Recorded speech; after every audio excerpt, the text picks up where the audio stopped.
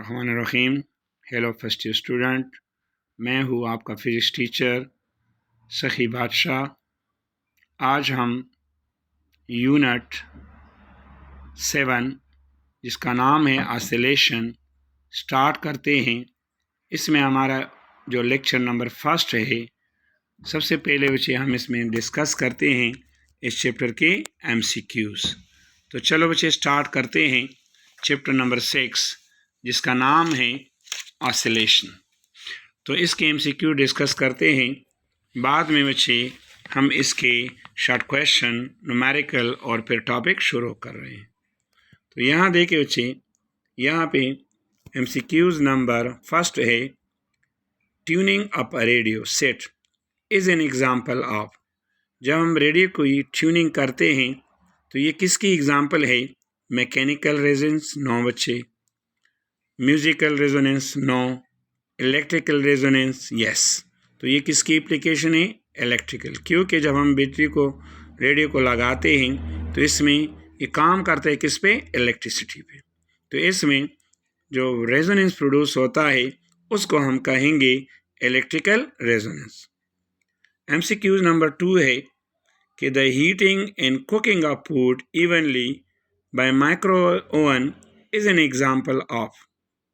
ये भी बचे हमारे पास जो हम माइक्रो ओवन में चीज़ों को, फूड को कुक करते हैं, इसको हीट अप करते हैं, तो ये भी किसकी बदौलत? रेजोनेंस। क्योंकि इसमें बच्चे वाटर वेव्स में इसमें वाटर वेव्स होते हैं और इसकी जो फ्रिक्वेंसी है वो माइक्रोवेव्स की फ्रिक्वेंसी के बराबर हो जाती हैं।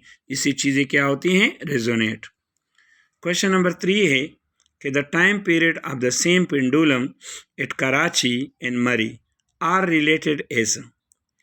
अब यहाँ पे देखिए टाइम पीरियड के लिए हमारे पास फार्मूला है कि T is equal to 2 pi M by K। अब अगर हम इस फार्मूले को देखें तो T इज इक्वल टू 2 पाई यहाँ पे क्या है? L by G। अब टाइम पीरियड और लेंथ का आपस में डायरेक्ट रिलेशन है, लेकिन G के साथ एक्सेलरेशन ड्यू टू ग्रेविटी के साथ इसका रिलेशन इनवर्स है। तो अब देखें ना, मरी हाइट पे है तो वहाँ पे G की वैल्यू कम होगी, लेकिन कराची प्लेन लेवल पे है, वहाँ पे समंदर के करीब है, वहाँ पे G की वैल्यू ज़्यादा होगी। तो कराची का जो टाइम पीरियड है वो कम होगा टाइम पीरियड ऑफ मरी से। तो इसमें हमारे पास बच्चे जो ऑप्शन नंबर C है कि time period of Karachi is less than time period of मरी, तो ये क्या है? सही है।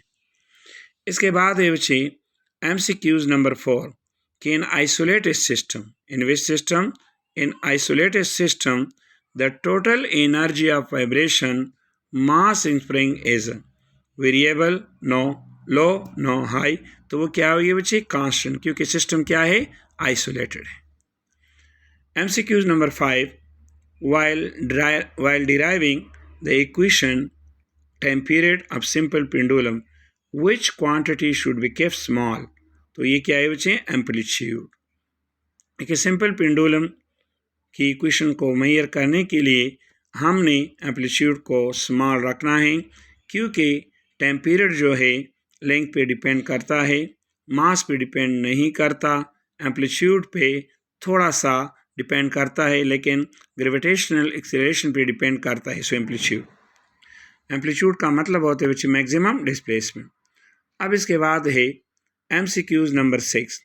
देखिए, if the time period of oscillation of mass spring is 2 second then the period of mass 4 metre will be. तो इसमें बच्चे जो फर्स्ट ऑप्शन है, जो सही ऑप्शन है वह 4 सेकेंड। लेकिन किस तरह, इसको बच्चे हम डिस्कस करते हैं। देखिए, ये हमारे पास द पीरियड ऑफ मास है M। अब हम बॉडी को अटैच करते हैं तो फार्मूला है T is equal to 2 pi M by K under root. तो यहाँ पे इस दी है 2 सेकेंड है। अब time period of mass 4M is given by, अगर हम इसको सॉल्व करें तो T डेस हमारे पास आएगा 2 pi 4M divide by K under root. यहाँ पे अगर हम 2 की वैल्यू, क्योंकि स्क्वायर रूट 4 2 होता है, 2 बाहर करें तो 2πm/k ये t के बराबर है, तो t डैश हमारे पास आ गया 2t। अब t की वैल्यू है 2 सेकेंड, तो मल्टीप्लाई करें, हमारे पास बचे आएगा 4 सेकेंड। अब इसके बाद जो MCQs है वो भी बिल्कुल इसी तरह है, लेकिन ये हमारे पास बचे एक इस पे सिंपल पेंडुलम में MCQs नंबर 7।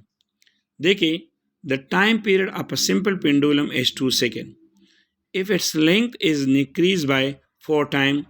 इसके हम लेंथ को हमने इंक्रीज किया 4 टाइम, तो पीरियड क्या होगा। अब हम जानते हैं कि t is equal to 2πl/g, मतलब टाइम पीरियड लेंथ पे डिपेंड करता है।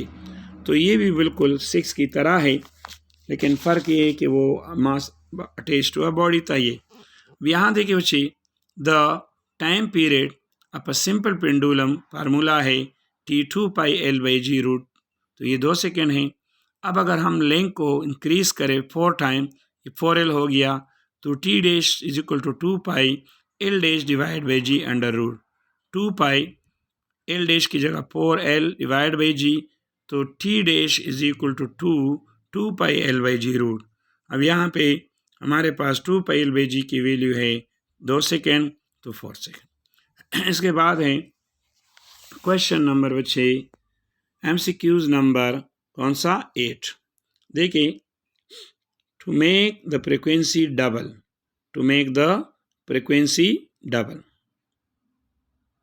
of a spring oscillation, so we have to reduce the mass 1/4, quadruple the mass, double the mass, half the mass. तो इसमें ऑप्शन नंबर ए क्या है, सही है।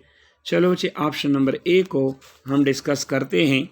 देखिए, reduce the mass to 1/4, the frequency of a spring, F हम जानते हैं फ्रिक्वेंसी के लिए फार्मूला है बच्चे 1/2πk/m अंडर रूट।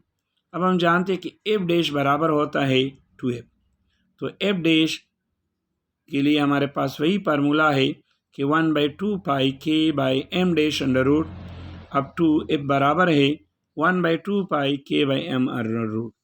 अब देखिए, 1/2π 1/2 कैंसल, तो k/m dash is equal to 2k/m।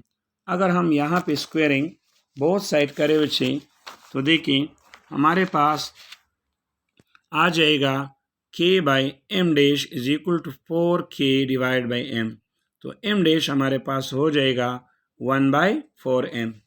इसके बाद है बच्चे MCQs नंबर 9। MCQ नंबर 9 है the restoring force of a simple harmonic motion is maximum when particle displacement is maximum half of the wave. तो इसमें कौन सा ऑप्शन ठीक है, 9 में ए ऑप्शन ठीक है, डिस्प्लेसमेंट एज अ मैक्सिमम। इसके बाद है MCQs नंबर 10 टू स्प्रिंग और spring constant K1 and K2। दो स्प्रिंग है, एक की स्प्रिंग कांस्टेंट K1 है, दूसरे की K2। इसको हमने सीरीज में ज्वाइन किया।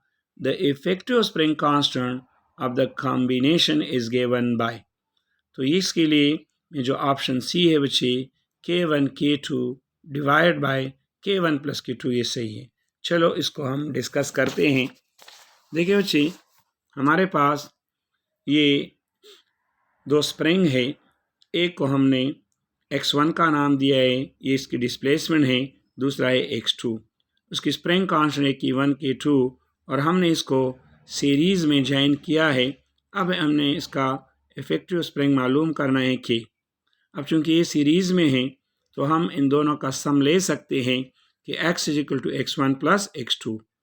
अब अकॉर्डिंग टू हुक्स लॉ हम जानते हैं कि f is equal to kx, so x is equal to f by k। Similarly x1 हमारे पास बराबर हो जाएगा f बाई k1 और x2 हमारे पास बराबर हो जाएगा f बाई k2।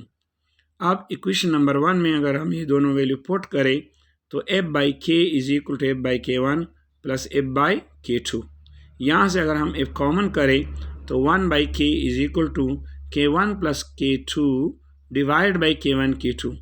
अगर हम क्रॉस मल्टीप्लिकेशन करें, तो k की वैल्यू बच्चे हमारे पास आ जाएगा k1 k2 divide by k1 plus k2। So thank you students.